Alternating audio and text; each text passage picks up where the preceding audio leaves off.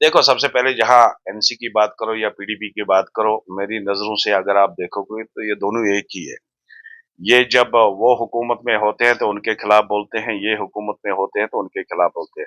वो अंदर से अगर इनका देखेगा, अंदर से इनका टाइप है। इनका टाइप यह है कि पहले आप हुकूमत बनाओ 4-5 साल, और 4-5 साल हमें दे दो हुकूमत बनाने के लिए। मगर इनका इनके वो सपने जो है वो अभी चूर चूर हो गए, क्योंकि अभी भारतीय जनता पार्टी ये यहाँ पे उन्होंने अपना जो पाँव है वो जमा लिया है।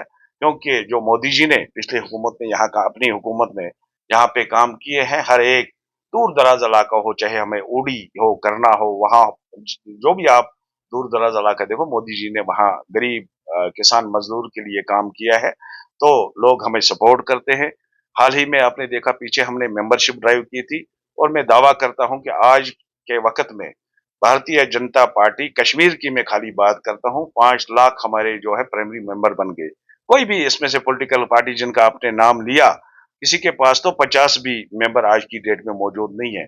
जहां तक आप देखो कि कल की ही अगर आप बात करें असेंबली में, वहां एक एमएलए साहब रो भी पड़ा। पता नहीं उस बेचारे को दम घुट गया था बेचारे का।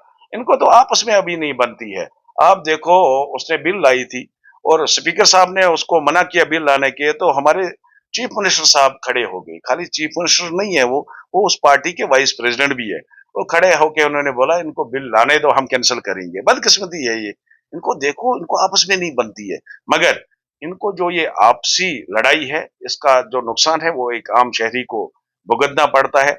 आप देखो कि उमर साहब कहीं कहीं बोलते हैं कि मुझे जी काम करने नहीं देते हैं। पीछे कुछ दिनों 5,500 करोड़ रुपया आ गया, और उमर साहब की जबान थक गई मोदी जी का और अमित शाह जी का शुक्रिया करते करते।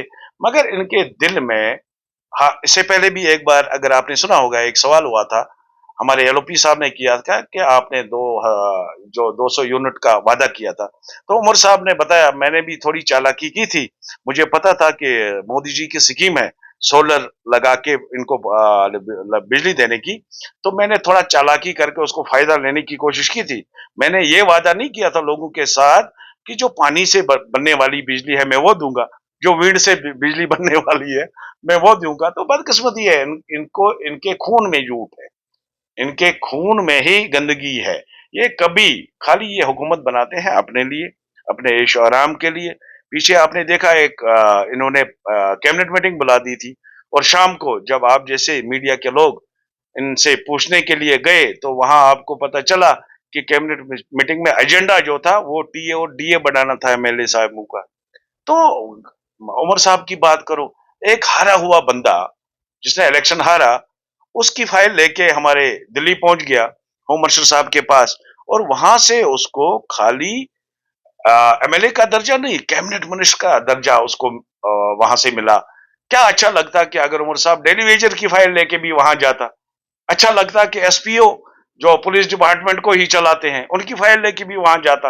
अगर वहां से उनको इनकार होता तो जवाबदार हम हैं, क्योंकि हम उस पार्टी के नुमाइंदे यहाँ पे हैं। हमने बार बार उमर साहब से ये पूछा। देखो, बदकिस्मती है, इन्होंने तो आज भी ये असेंबली में बार बार बोलते हैं कि हम इनको जो है रेगुलर करेंगे, मगर हम पूछते हैं, हमारी पार्टी पूछती है, क्योंकि हम अपोजिशन में है, कि इसका कोई रोड मैप तो आप बताओ, इस साल में आप क्या कर रहे हो।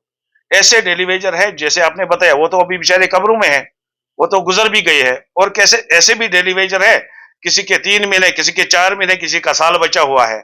इनके साथ देखो, इनके मन में ही नहीं है। मैं चैलेंज करता हूं उमर साहब को, एक बार आप इनकी फाइल एलजी साहब के सामने लाओ, होम मिनिस्टर साहब के सामने लाओ। अगर वहां से इनकार होगा तो भारतीय जनता पार्टी इनकी गुनाहगार है। हम वो पूरा इनके जितने भी पाप है अपने सिर पे लेने के लिए तैयार नहीं है, मगर इनके मन में है नहीं। जैसे मैंने बात की, 500 करोड़ रुपया अभी इनको एक्स्ट्रा मिला, जो इन्होंने मांगा आज तक मुझे बताओ। पीछे बाढ़ आई, 1340 करोड़ रुपया इनको मिला। दिल्ली वाले कब रोकते हैं इनको, मगर इनको काम करने का मन में शौक ही नहीं है। ये चाहते नहीं है कि यहाँ गरीब को कोई फायदा मिले, ये चाहते नहीं है बेरोजगार को यहाँ रोजगार मिले, ये चाहते नहीं है कि यहाँ अमन सुकून को ये देखना ही नहीं चाहते हैं। क्योंकि ये चाहते थे हम एमएलए बने 200 वोट से, एमएलए बने 1000 वोट से। ये तो हमें बददुआएं करते, ये बीजेपी वाले आए, इन्होंने लोगों को सियासत सिखा दी। यहाँ आज घर घर सियासत है।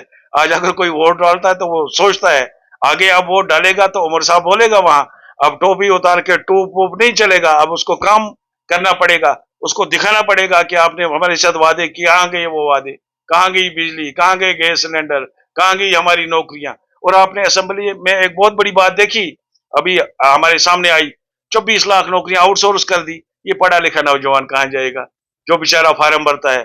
और करोड़ों रुपया आपने सुना वो भी, कि जो एक नौजवान नौकरी के लिए फार्म के लिए फी भरता है, वो इन्होंने खाया। इनका इनके दिमाग में है कि कश्मीरी को कैसे हम मारें, उसका खून कैसे हम चूसें। इनकी सियासत यही रही है। मगर मुझे पूरी उम्मीद है कि आज दिल्ली में एक मजबूत सरकार है और गरीबों की सरकार है। वो जरूर इंशाल्लाह ये जो दिक्कतें हम हमारे साथ हो रही है, कश्मीर के साथ हो रही है, जरूर इंशाल्लाह हल